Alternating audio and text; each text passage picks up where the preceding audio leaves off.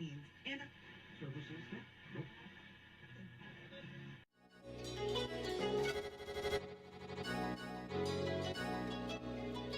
let's go. He wants to jump 1,000 cars. Sir, you have 1,000 cars. I don't think I'd attempt to try this stunt. Or we owe this horsepower to Uncle Sam. Too many cars. Car. Roses would be. Like I put my beer belly on it. If you can't immediately tell somebody how many cars you have, you'll really give those uppity yuppies something to think about. Stay on the bar. Don't go off the bar with your Bronco. 1980 Volvo horns, which are like, Yeah. I want to have a man's coolant. and he's like, "Oh, I thought it'd be small. It's for a small car." And I'm like, "Yeah, but it's still an automatic transmission. They're never going to be light." It's definitely going to have to crash. Starting off with Brad buying another car. That's the West. Internets. Is this a Nigerian oil print? I also wish you drove a tan Camry. Anyways, Anyway, that's a horrible, very horrible podcast content. very Talking about a picture. inside joke. It loves to be driven hard.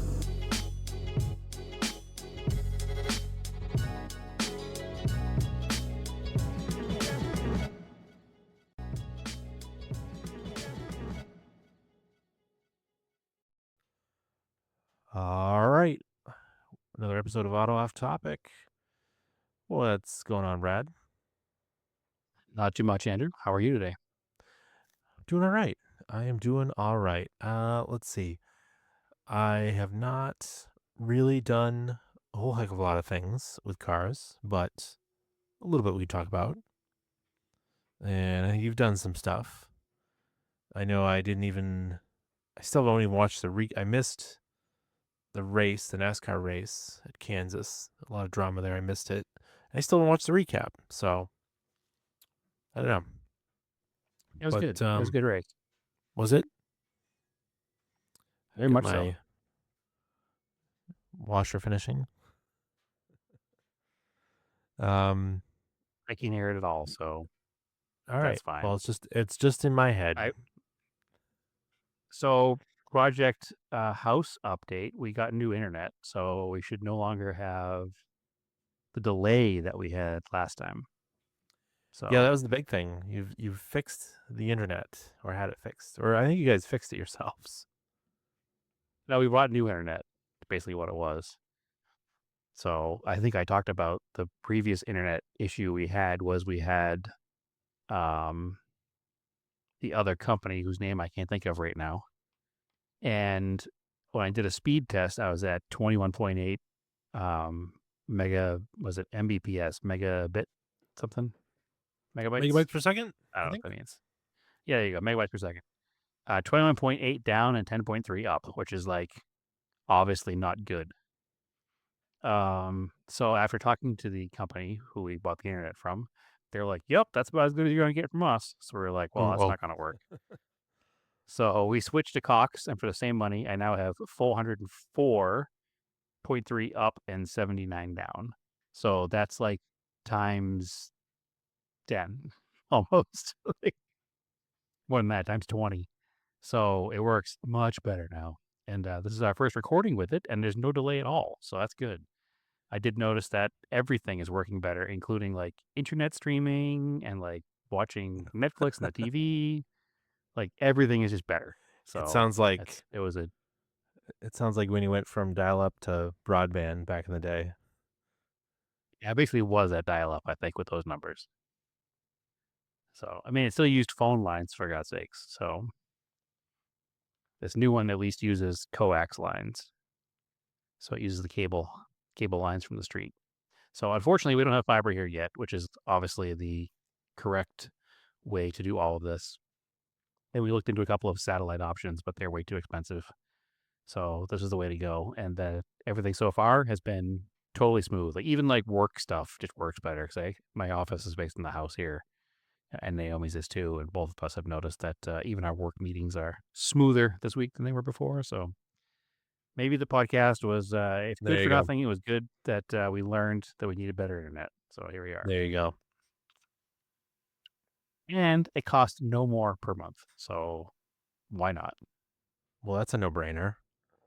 Especially the company's absolutely. Like, it's not going to be any faster. Yeah. All right.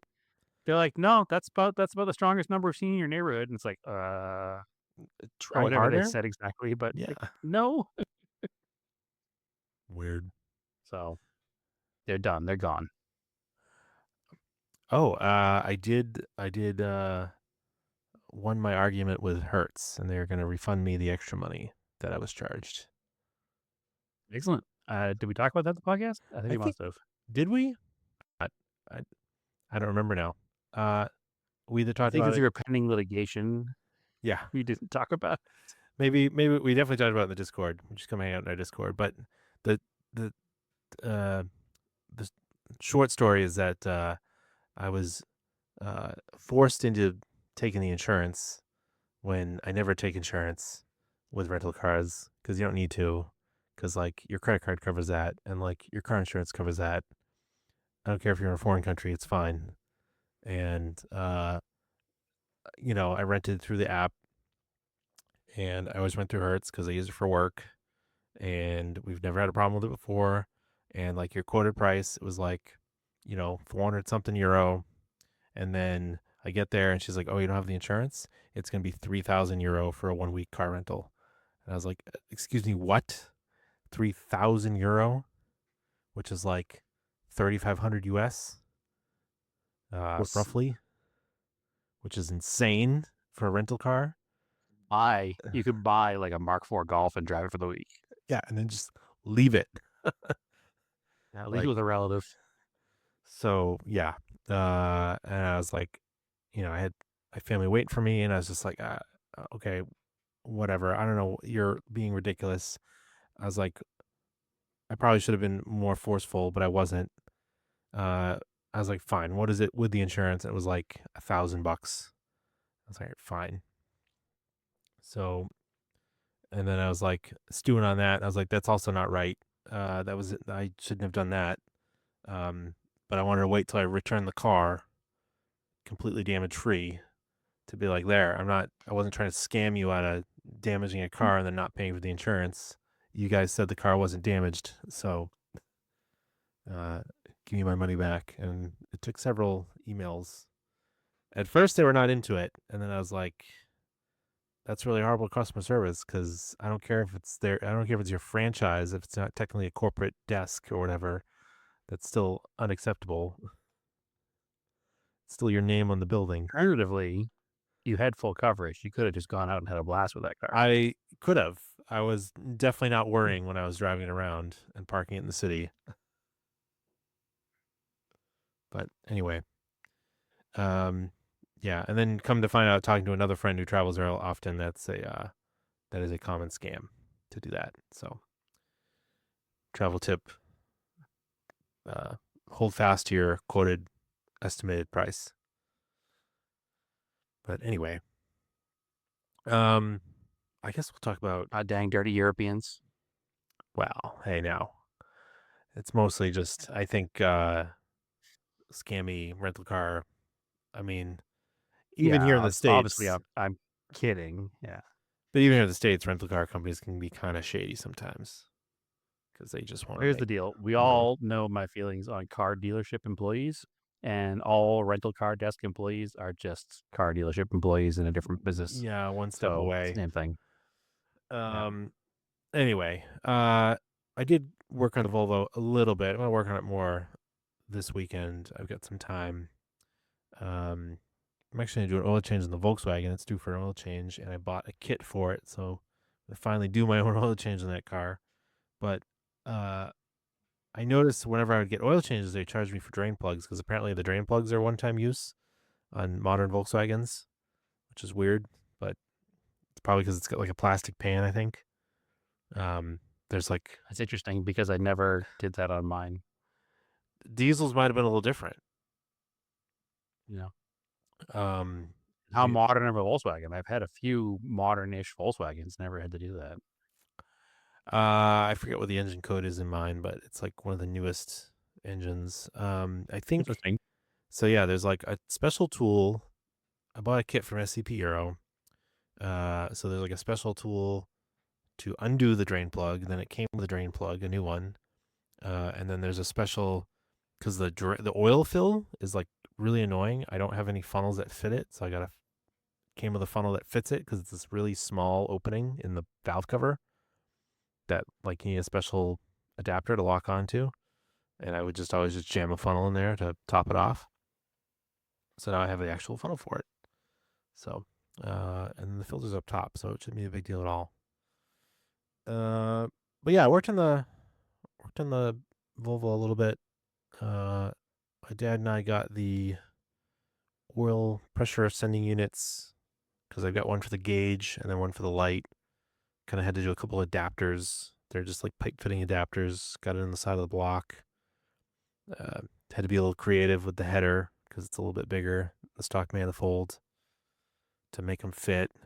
And then I went to put the alternator on, and that isn't exactly bolt on for some reason. I don't know why. Maybe it's not the right alternator for the car. Who knows? It's the one that came with the car. The bracket, the adjustment bracket was broken when I got it. I don't know how it was. The belt was tight. It was jammed against something. I'm not sure. It's basically has to be. It fits better if it bolts the block on the bottom. I gotta get a spacer to space it out about a half an inch. One, for it to line up better with the pulleys, and two, it just clears the manifold better. And then I got a universal alternator bracket from the Volvo part supplier that fits pretty well. That should allow me to adjust it. And then At we'll least see how it alternator brackets fits. are usually pretty easy to find because all the hot rod guys adapt different things to their cars. So Yeah. there's tons of stuff available for that at least. Yeah, but the Volvo place sold. It was like $10. It's just a curved piece of steel with the channel in it. Yep. To adjust it. And it's, yeah, I'm not going to run the fan, so I'm going to run the electric fan. So it should be, it's a V-belt. I don't think it has to be like perfectly aligned. If it's off like a quarter of a millimeter, it's probably fine.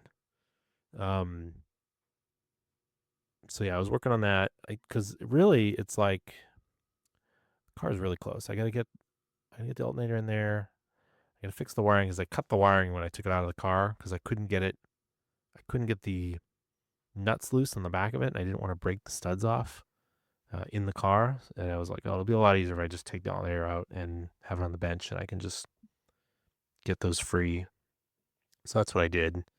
And there's plenty of line in the wire in the harness, so I can fix those. Really, I'm thinking about it. It's like I got to do that. I got to put the radiator in. I did the heater hoses. It actually has 3, and I only bought 2 because 2 of them were formed. And then maybe they don't sell the third one because it's really just a straight piece of universal hose, works just fine. And maybe that's why they don't sell it, and why I didn't find it, and why I wasn't looking for more than 2 heater hoses. It's just unusual setup. It's got 2 that come out and then 2 that go into the valve to change the hot water to the heater core. But yeah, it's really, I gotta wire up alternator. I gotta run wires over for the O2 sensor, the wideband O2 sensor, and then double check the factory wiring at like the coil and stuff. I'm gonna add a auxiliary fuse block under the hood to just kind of give things fuses and relays, right off the battery instead of just having stuff run the way it was. Especially because I'm going to run a fan and the O2 sensor, and we figured we'd also probably fuse and relay the ignition, just for a little safety, burning the car down with the little bit of wiring it has. That's really kind of it. It's not far from running. Just got to work on it.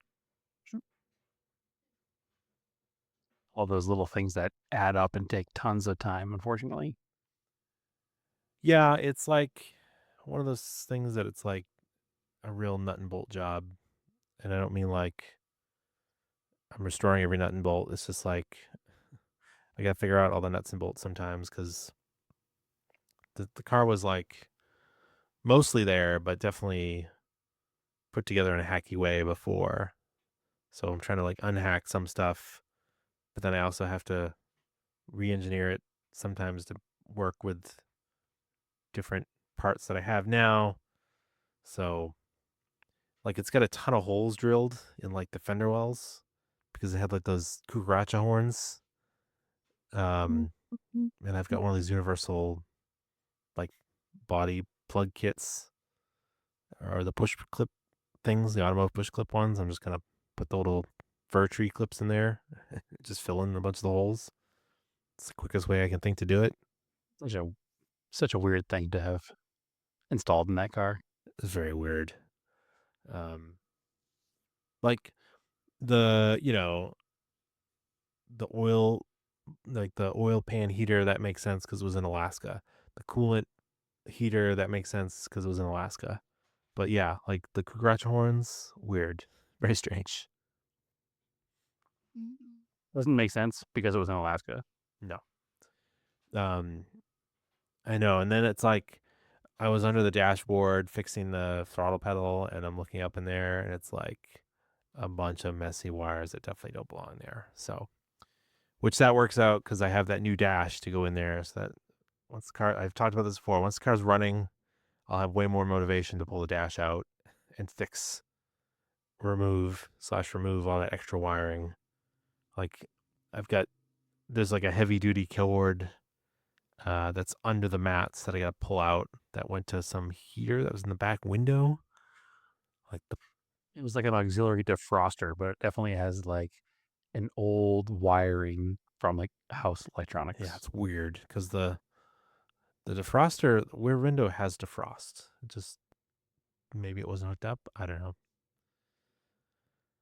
It is what it is. It's not. Maybe you couldn't keep up with the Alaska cold. I don't know. There's vents missing from heater ducts that go up through the trunk to try to blow air up there. So maybe that's a problem. There's heater ducts under the dash that are disconnected and covered with duct tape. I don't know why. Not sure why you do that. But I'm going to find out. I put water when I was cleaning the engine bay through the heater core and water didn't pour out under the dash. So I assume the heater core is okay. Well, the good news is you're going to be pulling the dash out anyway. Yeah. So if you do have to put a heating core in it, at least it's accessible. Yeah. So that car's coming along. It's getting there. I just got to work on it. And amongst doing all the other stuff that I have to do. But anyway, I think you did. I'm excited for it to be done because it's almost there. It's almost been a year. I do. Yeah. But I mean, that's not, at the end of the day, that's not like a long time to do what you've done. It's not like you had a car that was perfectly good and running and it broke and you got to put it back together and call it a day. Like you had to re-engineer everything and find parts and figure things out and you went ahead and did some extra stuff too that, you wanted to do to make it more personalized to you. So there's a lot that went into this in a year. It's not, I don't think it's too long at all. But what we got going on here in Phoenix, yesterday, I can't take credit for this one because I don't do windshields, but I had a new windshield put in the Mighty Max Dodge Ram 50, Power Ram 50. That's one of those that's been bugging me for a little bit. Was it broken? Oh yeah, it was broken really bad on the driver's side. So it was broken. It was all pitted, so you couldn't see much out of it anyway. But also it was completely shattered on the driver's side down along the corner and then all the way to the top. And it was right in your like line of sight. So, but it was broken when I got it. It wasn't like a surprise. I didn't want to put it through insurance because I bought the car with a broken windshield and I don't want to put in too many insurance claims, and that's technically fraud, but I don't want to put too many insurance claims in with Haggerty because I don't want to have any reason for them to cancel my policy and I have to put a windshield in another car. So I didn't want to do 2 windshields in rapid succession through them. So I just went ahead and paid out of pocket and had it done.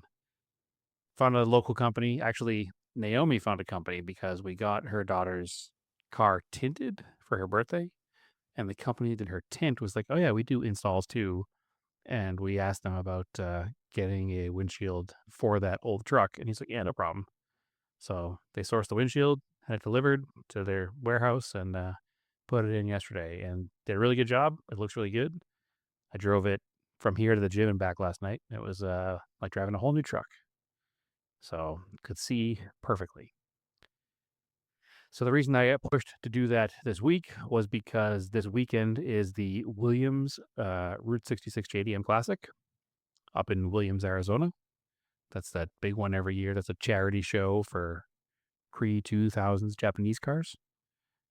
So we decided this year we're going to take that truck and we're actually going to make a camping weekend out of it. We're going to go camping in the Williams area, go to the show Saturday, camp again Saturday night, and come back on Sunday. So that should be a different experience than usual for that show, but I'm looking forward to it. It'll be kind of neat to have the pickup truck there because we'll be able to bring our like camping grill and stuff to the show. So you won't have to worry about like finding food and whatnot. And it'll be a nice, like, relaxing weekend, I think. So it should be a good time.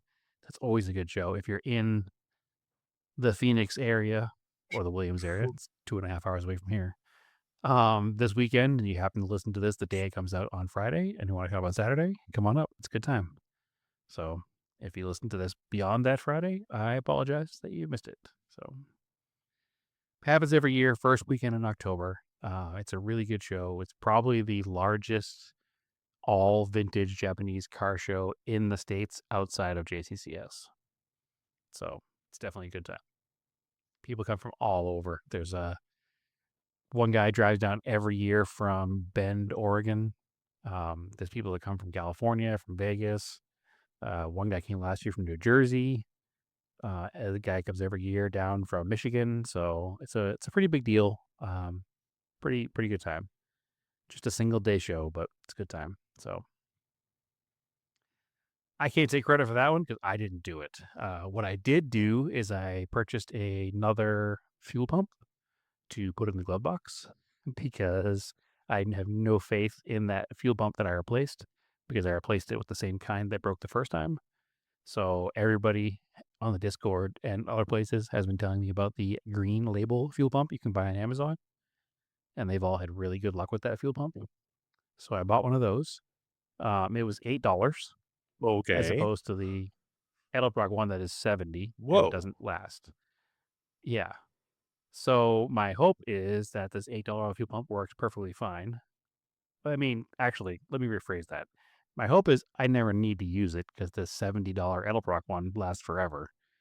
But I do have it now as a spare just in case. And I will always keep enough tools in the car to swap it on the road if needed because I don't have any faith in that Edelbrock pump now. So, especially because I replaced that one in the truck and the one in the 74 Colt that had 0 miles on it and it died from sitting. So, hopefully. But I have a backup now. And now that I know that they're like $7 or $8, I'll just buy a few of them and have them for all of the cars that have old fuel pumps, which is all of them. So it's a good, like, how do I get home kind of quick fix. Even if you don't mount it properly, you can usually put it somewhere on the side of the road. If you have a car with an old mechanical pump that dies, you can usually, put it in line somewhere and use it to get yourself home. So cheap insurance for less than $10. So if it works out, I'll buy a few of them.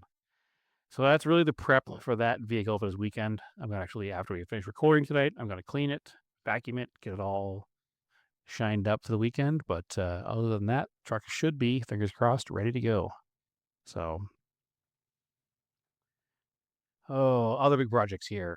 I have made a ton of progress on the Corolla.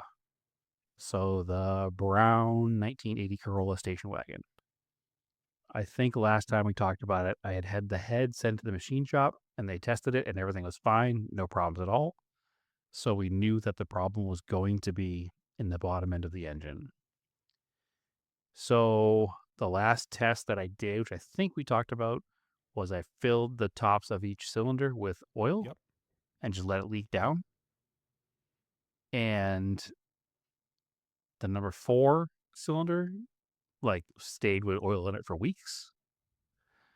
number 1 and number 2 leaked down to what you consider to be a normal amount, and then number 3 was drained within like an hour. Yeah. Which number 3 is the one that made no compression, so we knew the problem was going to be number 3. So I eventually, after some time and some, we'll call it personal growth time, I wasn't in the mood to work on the car for a while. Bit of a bad headspace situation, but I finally got some motivation to get out there and tear it down the rest of the way. I pulled out the engine, the bottom end of the engine, because the top end was already apart. I used the engine hoist that I have and mounted it on the engine stand. Pour it the rest of the way down. I took out the pistons, all 4 of them. 3 out of 4 of the pistons have a broken skirt, Yeah. which is not good. It's weird. Yeah. It's very So weird. that's just sitting in your. Was that sitting in the oil pan? There was pieces of it in random places in the engine. Oh, also not great. Some of it was in the oil pan. Some of it was sitting like, yeah. I say that, but I also had turned the engine over on the stand. So when it was upside down, I'm sure some of the pieces that were in the oil pan made their way back up into the engine. So I don't know where they were sitting. More than likely in the pan. There was definitely a bunch of debris on the oil pickup tube. It has that like metal screen on the bottom of it, which obviously saved that stuff from going into everything because the head was fine. There were no signs of any kind of debris in the head when the head was clean at the machine shop. So very odd. But the big tell was when I took out number 3 and where the rings are, the piston grooves that are in between the rings were all cracked and smashed. The oil control ring itself was broken. And it was all just being held together by the rings. Once I pulled the rings off, all the pieces fell out, and there was a 1 inch by ½ inch hole in the side of the piston. So I don't know how that happened. It's wild. It doesn't make much sense. The car always ran fine. I don't think it ever ran lean. It doesn't have any kind of oxygen sensor or any kind of reading to tell. It never ran like it ran lean. It never had any issues like that. If anything, I think it ran rich, but it didn't do it. It never pinged. It never did anything weird. It just ran normal. In fact, it even was running with no compression in number 3, almost normal. Like, didn't make any weird noises. There were no outward signs other than the fact that it was tons of blow-by smoke coming out of the breather and the valve cover. I think you So would have melted a hole in the top of the piston. It would have if it was lean. More so than the sides. I'm just thinking of like pinging and knocking and like other things that lean conditions can cause. I don't know. I'm not an expert when it comes to like the real fine minutia of diagnosing what went wrong in an engine, but I can't figure out anything in this case. A couple people have suggested that, I think you were one of them, that possibly because the engine was rebuilt about 15,000 miles ago, maybe when it was rebuilt, they did not measure the bore correctly and the pistons were too tight. That's what I think. And that caused the skirts to break, but just by over time and repetition, they got weak and broke. But I wonder if they And were. maybe number 3 was just worse. Did they have a bunch of scrapes on the side that was broken? No, there's almost nothing. Well, I'm wondering if they're because you've got the thrust side of the piston, and usually when you're looking at a piston, when you take one out, that side will have more scrapes where it's just been scraped in the cylinder wall. It's normal because it's just the way the engine works. But yeah, if it was just, I have to look at them again. Yeah, if it was just not sized properly, then yeah, stuff was just too tight. Because there's definitely a Goldilocks zone of getting. They need to be tight, but not too tight. They need to be tight enough that the oil doesn't go by, but not so tight that they can't move freely. Yeah. So I'm not sure what happened, but I know it's catastrophic. That's for sure. I had call out to a machine shop that I was recommended. I actually called him today, but the guy's out of office until Monday. So I'll call him again on Monday. Supposedly he's pretty good, so hopefully it works out. I trust with very much. I very much trust the person who's recommending him. So I hope it works out. But Yeah, I'd have him. these engines aren't. I'd have him just fit the pistons and the rings for you. And Yeah, I might have him do that. Just peace of mind. This guy builds race engines, so he should have an idea what he's doing. yeah, it might. But if it's not like terribly expensive, I would just have him do that. I mean, you can do it yourself. Yeah, It's I just might. very fiddly if you want to learn. Yeah. We'll see what happens. It all depends on cost and everything. But these engines are very commonly used for different forms of motorsports. Guys run big turbos on them and you go drag racing with them. There's a series of some kind of like hydroplane style boat racing that uses 3TCs. They're used in some kind of aviation somewhere, and then some circle track guys use them. So there's a bunches and bunches of parts that are available for these. So you can go as mild to as wild as you want when building one of these motors. My plan is not to go crazy with it. I might just do a couple of minor things, upgrade some ignition stuff, and probably do a exhaust header. But I don't want to go crazy with it because there's no need to. It's just a cruiser. It's not a race car. Like the I don't Volvo. want to build a race car out of it. I could have bought $800 to $1,000 racing pistons or a overbore kit. Like, not worth it. Yeah, that's not what I'm going for on this one either. It's just trying to keep it a reliable, fun car. You know, my guess is it with a fresh motor with the right exhaust and the right ignition parts, it'll probably make about 100 horsepower. Yeah. Nothing like Which is super crazy. Just shocking that the pistons were broken because it's not like a high horsepower car. It's the craziest thing. It's a nothing car, like just a normal car, which makes me really think that there was an error in the build process before. Like, so I looked at the pistons, they're ITK, which seems to be a reputable brand. But in looking at ITK pistons, I guess there's a company out there, or a couple of companies out there that make knockoffs of the ITKs and they stamp them with the ITK logo. Yeah, and the only way to tell if you have the real one or not is the box they come in has like a seal on it. But obviously I don't have that box because I haven't bought a car with the engine already in it. So maybe they're just cheap castings for some, Chinese knockoff piston. Maybe that's the problem. I don't know. It's very bizarre to me because I never abused the car either. Like it was never raced in any way. It was just I drove it around, went to some cars and coffees with it and went to show Williams last year. Like I put probably 3,000 or 4,000 miles on it in a year and a half before it blew up. So I don't understand it. And let me also think of one other thing that is a possibility. The car does not have a temp sensor for the electric fans. Its electric fans are on a switch, which is not ideal. I'll change that when we put it back together, obviously. And possibly somebody before me maybe overheated it, which could have caused some damage. But there was no sign of that in the cylinder head. So my thinking is that's not true, but it's only one of the maybe this happened situation. Everything else inside the engine looked great. Like you can tell it was recently rebuilt. Everything was clean. Pulled the clutch out. The clutch disc looks brand new. It's an Exity. It's a nice brand name clutch. There seems to be no reason for anybody to have cut corners with super cheap pistons, but again, I don't know. Couldn't tell you. I got a car. It's broken. Now it's apart. It's been broken for more than a year, Andrew, so don't be complaining about your Volvo time. I just never touched it because I was building the garage. So now it's become the first big project in the garage, I guess.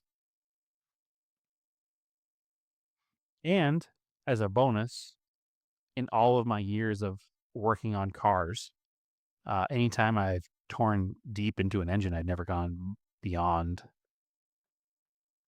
cylinder heads without doing the work in your dad's garage. So, pat on the back. This is the first full engine teardown at my own space. There you go. So, Good job. Yep.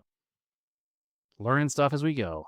I definitely will be. I'll definitely be requesting some extra hands when I decide to put it back in again, just because I know how difficult it is sometimes to line up the engine and transmission when you're putting the transmission in. Yeah. It's even harder putting the engine in to the transmission, I think. So, no big deal. I'm sure I can con somebody into coming over here and help me line it up. Plus, Naomi's been a huge help this whole time too, and she'll help as well. So, she'll help keep me motivated as well. So, good stuff. Yeah. But yeah, it's all part. Made the call next week. Hopefully, get the machine shop scheduled as soon as possible. I'd like to have it done, before the end of October, but we'll see what happens. I don't want to put a false timeline on it, but I don't see why not. Unless the machine shop has no openings. Yeah. So, but that's it. That's it for project cars. I've been doing a ton of prep work for the Arizona Rising Sun Rally. That's coming up soon, October 25th. If you're interested in the area and have a pre-2005 Japanese car, hit me up. We're technically sold out, but I can sneak a few more in. So if I need to, if I can, if somebody wants to. But that's prep work is working hard for that too. So I get our t-shirts printed this week, and we made posters this year and all kinds of fun stuff. So big stuff happening there, but it's been keeping me away from other car stuff. So what else is going on, Andrew? Anything good? Not that much, actually. I don't know. Yeah, I don't have I literally just need to go work in the Volvo. It's really my issue is.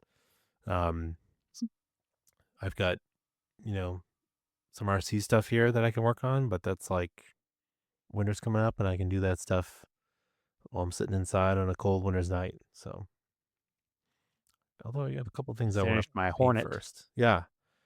Yeah, the Hornet came out cool. Yeah, I finished the Hornet, which is the Hornet Evo. Yep. I think I talked about it a little bit last week. It was the ultimate evolution of that Grasshopper Hornet chassis. Now, so did the body, is that clear Lexan? Does it come that way? And it is Lexan. Did you have to paint it black or was it pre-painted? Yep. Nope, it came clear. Okay. So I haven't touched a Lexan body in years. It was the first time I've done one in a very long time. They're nice. But it all came back. Especially So I wanted to do it box art style. Yep. So especially the Tamiya Lexan paint's really good. that's what I used. I was tempted to buy the Traxxas stuff, maybe. Nope. Pactra? No, I can't remember what brand it is. It's a bigger can for the same money as the Tamiya. That's why I was like, oh, maybe I should try that because the hobby shop sells it as well. But I was like, you know what? For this first one back into the hobby here, let me go with what I know. So I bought the Tamiya stuff, and yeah, it worked out pretty well. I haven't even run the car yet, other than just running it around just the floor after I set it up, just because I haven't had a chance. I've been so busy. But hopefully this weekend I can run a pack through it and see how it goes. But it came out pretty nice. I'm pretty stoked on it. I was actually thinking, because the wheelbase is the same as a touring car, it's be kind of neat to do a full Lexan rally car body for it, because it has that tons of suspension travel. It would be kind of a cool looking thing to do a rally car with. Well, I think back in the 80s, right? Didn't they put an Audi Quattro body on it? And they had a version of it on the Frog. That was a Frog. Okay, but the Frog and the Hornet are not related? Yep. They're not related. Nope. That's super nerdy talk now. The Frog is the same chassis as the Monster Beetle and Blackfoot. Which, if you're a Tamiya fan, you'll know those instantly. So those are the Monster Beetle and Blackfoot are 2-wheel drive monster truck style ones, but they're based on that Frog chassis, and the Subaru Brat actually has the same chassis on it. Why don't you put a Sand Scorch body on your Hornet? I'm thinking about that too. It's definitely a thought process. We'll see what happens. The rear-mounted engine of the Hornet sticks out a little further, and it might look goofy with a Sand Scorcher body, which is a Baja Beetle body, but we'll see. Let me run some packs through it first before I start modifying it. But I'm super stoked with how it came out. So, and unfortunately, all it makes me want to do is go to the hobby shop and buy another kit because it's so much fun to do. They're super fun to build. Yep. The one I'm planning on is fixing up the FF01 chassis I bought. I've got some parts for it, and I should fix it up and get it running. So, Absolutely. but I also have the little. I have that Beetle body for the SCX 24. I should paint as well while the weather's still good, and I have paint for it. I just haven't gotten to it. Story of our lives. Just haven't gotten to it. Yeah, I haven't gotten to it. Yeah, I have 2 RC trucks to finish. And I still have that old Kyosho hanging on Racer that I've never built. I have one that is And about 80% built. It needs to be painted and detailed. yeah, and I have my old HPI RS4 Pro 2 I could get rerunning as well, which I should get running again. But it's what it is. They're there. They don't cost me anything because they're sitting there. So I'll get to them when I get to them. But so I'm sitting here, I actually have 2 Mini Zs on my desk right now because I was getting those running again. So Oh yeah, I forgot about my Mini Z. all kinds of Because stuff. Mini Zs are still made. Yeah. And, I mean, the new ones are pretty cool too. And there's places to Yeah, run they've them. changed a lot. Yeah, there's a racetrack here that runs Mini Zs, but I'm afraid if I show up with my 2001 Mini Z, they'll be like, "What is that? Who is this guy? Where have you Who is this brick?" been? You in a time capsule? Because I have 2 or 3 of them, and I have like 15 body sets for them. So Well, the bodies would double stuff. as display, but they were so nice. You could buy I have several that are just sitting on my shelf here as display because they're that nice. yeah, no. From where I'm sitting, I see a C5R, Lancer Stratos with the Alitalia livery, a yellow F40, a Ford Focus race car, a Lancer Evo race car, a Super race car. So it's quite a few of them that are here as well, and they came in their little display cube, so they're really cool. So, but yeah, I have a bunch of those too. So some of the early ones are worth money now too, so I could probably sell them and buy a whole new Mini Z if I wanted to. But all for another time. Let me run 1 battery pack at least through this Hornet Evo first. But yeah, I think that's it. Any other big events happening up that way? We've got Japanese Car Day this weekend on Sunday. So a bunch of mutuals here. People from the Discord are going to go hang out at Lars Anderson for Japanese Car Day. So make sure you buy a ticket in advance. I was on the website last night. They're not selling tickets at the door. And they have staggered entry times. Apparently they're expecting that many cars. So they stagger it based on vehicle make, which is kind of interesting. So maybe you'll end up with a bunch of makes parked together. I don't know. Maybe that's their plan. Interesting.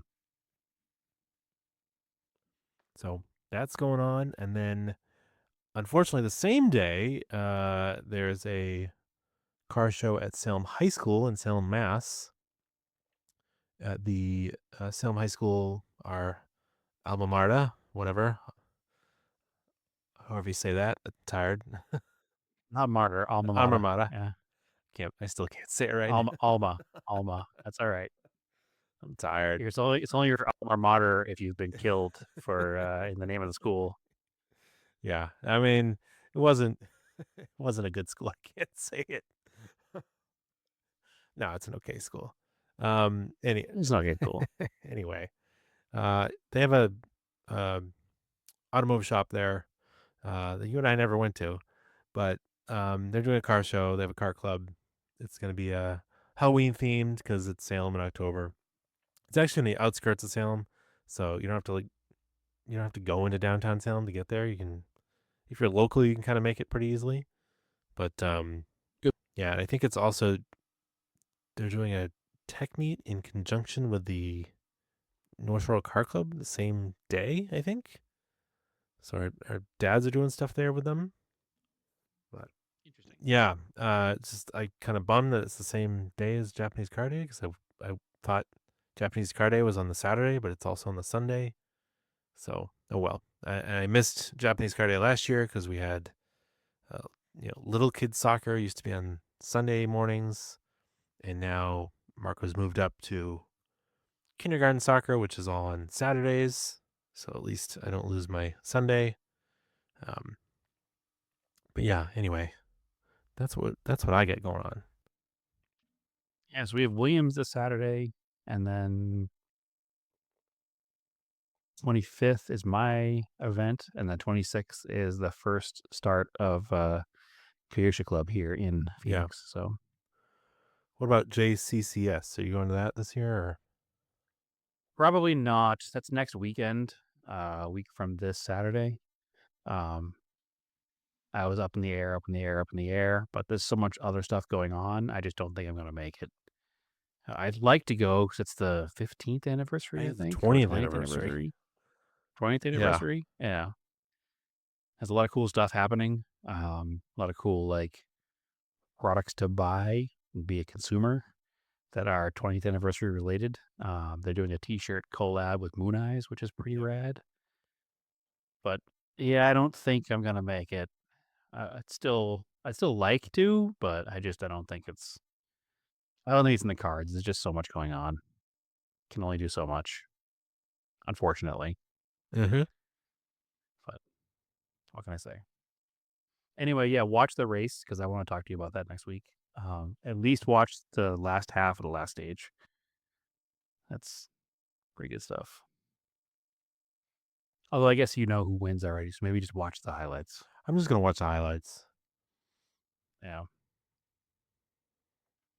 But big bummer at the end. That's what I heard, because the Toyota's been dominant in the quote-unquote postseason. And all they had to do was not take each other out. Go easy on each other a little bit. Yeah. Just let a teammate win. Turns out that was too difficult. Yeah. So, yeah. Weird move. Very frustrating. Especially frustrating because Denny Hamlin, who is the owner of the 2311 cars in conjunction with Jordan, was passing one of the 2311 cars, Bubba Wallace. And when he took the air out from under him, both cars got light and they went up towards the wall and ran out of space and slowed down to the point that they got passed and lost the race. So he could have just rolled in and finished second behind Bubba. That would have guaranteed Bubba a move to next round of 4. And he would have got good points. And Denny was already in third or fourth in standings anyway, so he was already moving on to the next round of 4. And getting a win in this round of 4 doesn't guarantee you anything beyond this round. So by trying to beat Bubba at the end, not only did he take out Bubba's chances of moving on, well, he still has another race, but still, he knocked him out of contention and himself out of the win. So, big bummer. Big dumb move. It was a real super frustrating red mist move. Like, I don't... Be strategic a bit. Like... Yeah, there was no thought process there, which is crazy because as a fan, I'm sitting there and I'm like, all right, Bubba's winning this race. He's got less than a full lap to go. Denny's behind him. Denny won't take him out. Denny will run block for him. And then behind them, you had Tyler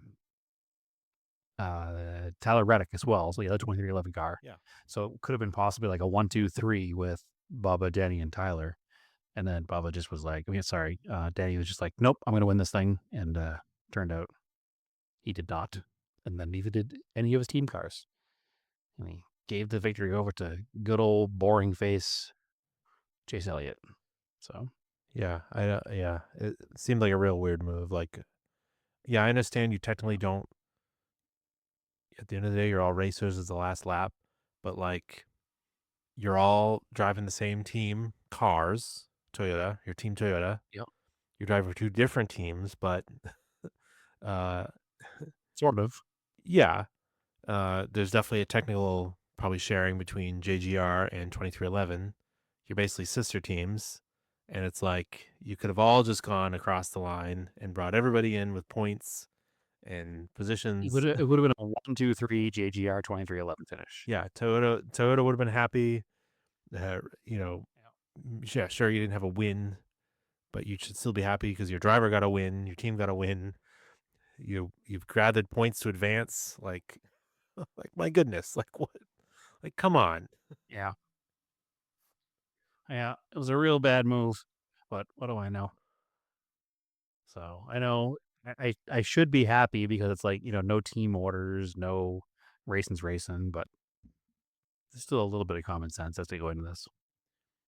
Especially this time of year when it's the playoffs. I mean, yeah, technically there's no team orders, but you could still work together to like, and then it's not really, it wouldn't be race manipulation because you're not like, I don't know, purposely slowing down. I don't know. It's silly. It's all silly. Blocking for your teammate is legal. Yeah. So, whatever. Anyway, I digress. Go watch the highlights or lowlights, I guess. It was infuriating in the moment because I was watching it, super excited, didn't know what happened. I was watching it pretty much in real time and just Because, like, dumb do you frustrated. really need to help Hendrick? Does Hendrick need more help? Like, come on. Absolutely not. Definitely not. All right. So anyway, that's it and that's all. Yeah, that's a podcast. I think we'll be back next week with hopefully get more done on the Volvo. Brad, you'll find out from the machine shop, and yeah, we'll have some event stuff to talk about. So yeah. And if I can keep this motivation going, I should have another project dug into. So all right, cool. we shall see. So follow us on Auto Off Topic on Instagram, Scale Autocast on Instagram. I'm Racing Anger on Instagram. You should put up some pictures of your Hornet on Scale Autocast. That'd be cool. I definitely should. And yeah, I got some more pictures, probably of Volvo stuff I got to put up there. And yeah, Brad, where can they find you? They can find me at those same places. And my personal Instagram is TSISS350. Cool. As always, keep cars analog and aim for the roses.